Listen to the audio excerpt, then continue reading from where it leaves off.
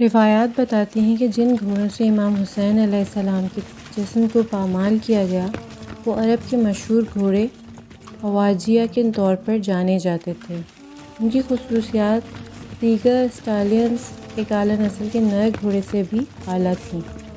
ایک محقق نے ان گھوڑوں پر تحقیق کی تو اس کو ایک جرمن گھوڑوں کے ماہر کی کتاب دنیا کی سب سے مضبوط اسٹالینز ملی، جس میں لکھا تھا کہ اسٹالینز کی ایک خاص نسل اواجیہ کے نام سے مشہور ہے۔ ان کی خاصیت یہ ہے کہ ان کی ٹاپ کا وزن 65 کلوگرام ہوتا ہے اور اس کا مقصد اس کے نیچے آنے والی چیز کو کچلنا اور پیسنا ہوتا ہے، جبکہ ایک اور تحقیق کے مطابق اس گھوڑے کی ایک ٹاپ کا وزن 125 کلوگرام ہوتا ہے۔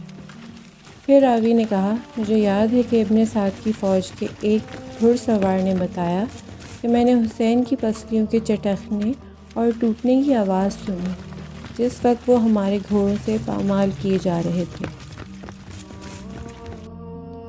وہ لوگ جو ہم سے پوچھتے ہیں کہ ہم فاطمہ سلام اللہ علیہ کے بیٹے کو کیوں روتے ہیں، مسلمان تجھے بتاؤں ہم 1400 سال سے حسین علیہ السلام کو کیوں رو رہے ہیں؟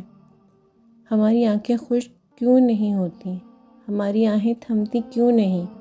ہمارے چہرے دکھ کی تصویریں کیوں ہیں؟ ہم سیاہ پوش کیوں ہیں؟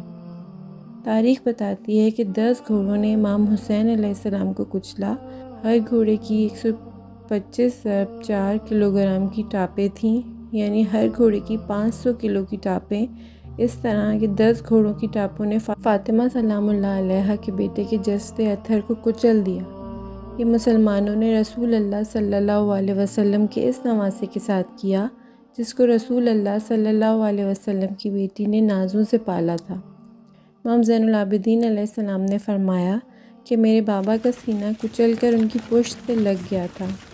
جب میں ان کو دفن کرنے آیا تو ان کے جسم کا ایک حصہ اٹھاتا تھا تو دوسرا حصہ گر جاتا تھا۔ اللہم لعن قتلۃ الامام حسین علیہ السلام و اصحابہ، اللہم صلی علی محمد و آل محمد۔